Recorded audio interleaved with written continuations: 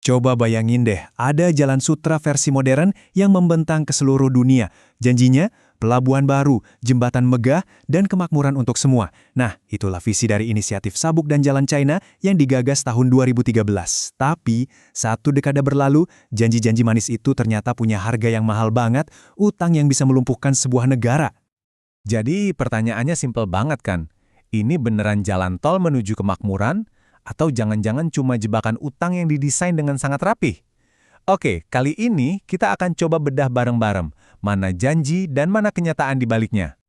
Biar kita bisa lihat langsung dampaknya, kita akan hitung mundur 5 negara yang merasakan langsung gimana janji-janji inisiatif Sabuk dan Jalan ini malah berubah jadi mimpi buruk. Kita mulai dari nomor 5, sebuah negara yang lokasinya super strategis, tapi ironisnya justru itu yang jadi awal masalahnya. Ya, negara pertama kita adalah Djibouti. Lokasinya itu penting banget di tanduk Afrika, jadi semacam gerbang logistik dunia. Investasi dari Cina datang gede-gedean, bangun pelabuhan dan jalur kereta api. Kelihatannya sih, ini proyek yang bakal bawa kemajuan luar biasa. Tapi disinilah masalahnya mulai kelihatan. Ternyata, proyek infrastruktur raksasa itu gak menghasilkan untung seperti yang diharapkan. Akibatnya, utang pemerintah meroket. Dan sebagai gantinya, Djibouti harus kasih hadiah yang nilainya tak terhingga. Izin buat China membangun pangkalan militer luar negeri pertamanya. Ketergantungan ekonomi langsung mengubah peta kekuatan geopolitik. Nah, pelajaran dari Djibouti ini jelas banget. Kalau utang sudah terlalu besar, yang dipertaruhkan itu bukan lagi soal duit, tapi kedaulatan negara itu sendiri.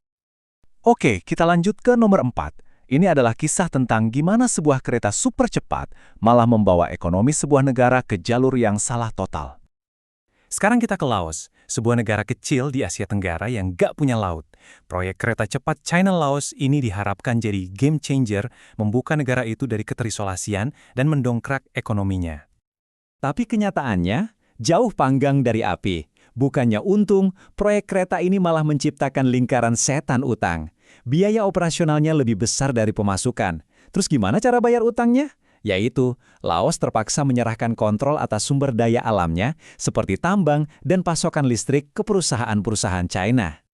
Intinya gini, harga yang dibayar Laos itu bukan cuma uang, tapi sesuatu yang jauh lebih mahal.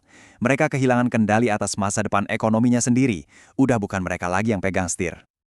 Lanjut, nomor 3. Dari negara yang terkurung daratan, kita sekarang terbang ke sebuah surga tropis. Tapi di balik keindahannya, ada badai finansial yang siap menerjang. Yup, Maladewa. Siapa sih yang nggak tahu surga wisata ini? Masalahnya, proyek-proyek infrastruktur di sini, seperti jembatan dan bandara, dibangunnya kegedean. Skalanya jauh melebihi kemampuan ekonomi negara kecil yang sangat bergantung sama turisme ini. Investasi yang maksa ini akhirnya memicu krisis. Utang ke China membengkak sampai hampir sepertiga dari total ekonomi negara. Akibatnya, politik dalam negeri jadi pecah, terombang-ambing antara kubu pro-China dan pro-India. Dan di tengah kekacauan itu, satu hal yang nggak berubah, tumpukan utangnya terus nambah.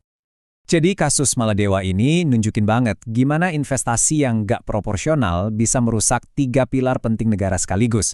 Stabilitas keuangannya, persatuan politiknya, dan bahkan arah kebijakan luar negerinya. Kita makin dekat ke puncak. Inilah negara di peringkat kedua.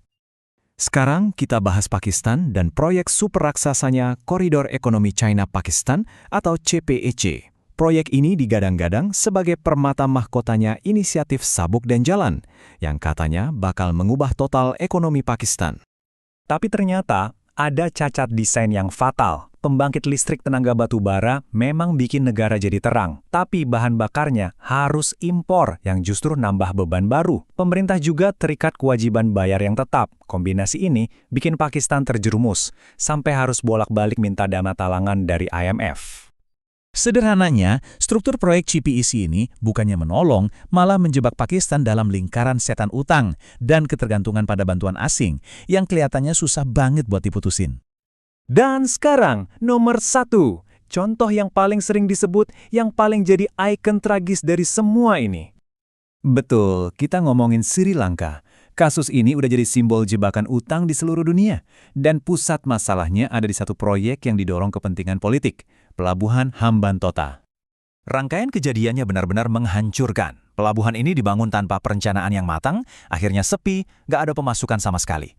Karena nggak bisa bayar utang, pemerintah Sri Lanka akhirnya menyerahkan kontrol pelabuhan itu ke China selama 99 tahun. Kehilangan aset strategis ini, ditambah faktor lain, bikin cadangan devisa negara ambruk. Hasilnya, mereka nggak bisa lagi impor BBM dan makanan, yang memicu kolaps ekonomi total dan kebangkrutan nasional. Inilah kenapa Sri Lanka ada di nomor 1. Masalahnya bukan lagi sekedar utang, tapi proyek ini memicu keruntuhan total sebuah negara, sampai pemerintahnya jatuh. Ini pelajaran paling ekstrim yang bisa kita lihat. Oke, setelah melihat kelima cerita ini, pertanyaan besarnya adalah, kok bisa kejadian terus-menerus? Apa sih benang merah yang menghubungkan semua kasus ini? Ternyata ada polanya, semacam resep kegagalan dalam 6 langkah. Pertama, dimulai dari negara yang ekonominya memang sudah rentan. Kedua, masuklah pinjaman yang seringkali jor-joran. Ketiga, proyek infrastruktur raksasa diluncurkan, seringkali tanpa perhitungan matang. Keempat, ya sudah bisa ditebak, gagal bayar. Ini mengarah ke langkah kelima, menyerahkan aset strategis atau lari minta bantuan IMF. Dan hasil akhirnya, langkah keenam selalu sama, kedaulatan terkikis dan negara jadi kacau. Jadi waktu kita pakai kata dihancurkan, apa sih yang sebenarnya hancur? Ini bukan soal gedung atau jembatan yang runtuh, ini jauh lebih mendasar. Kehancuran di sini artinya adalah hilangnya fondasi negara yang tak terlihat. Stabilitas keuangannya terkikis, kedaulatan atas ekonominya hilang, stabilitas politiknya pecah dan kebebasannya untuk bertindak di panggung dunia jadi terbatas. Intinya, sebuah negara kehilangan kemampuannya untuk menentukan nasibnya sendiri. Penting banget untuk kita melihat ini bukan cuma sebagai kritik ke satu negara saja, tapi sebagai pelajaran berharga soal keuangan internasional dan manajemen risiko untuk semua negara, baik besar maupun kecil. Jadi, gimana caranya biar sebuah negara nggak kejebak? Kuncinya ada 4. Pertama, lakukan studi kelayakan yang jujur dan brutal. Kedua, tuntut transparansi penuh dalam setiap kontrak. Ketiga, pastikan investasi dilakukan bertahap sesuai kemampuan bayar. Dan yang terpenting keempat, jangan pernah menaruh semua telur dalam satu keranjang pendanaan. Sebagai penutup, mari kita sama-sama renungkan pertanyaan ini. Apakah yang kita lihat barusan cuma sebuah kisah peringatan tentang satu inisiatif spesifik? Atau jangan-jangan ini adalah cerminan dari dinamika universal tentang bagaimana kekuasaan, utang, dan kedaulatan saling terkait di dunia modern kita? Jawabannya mungkin punya implikasi bagi setiap negara di planet ini.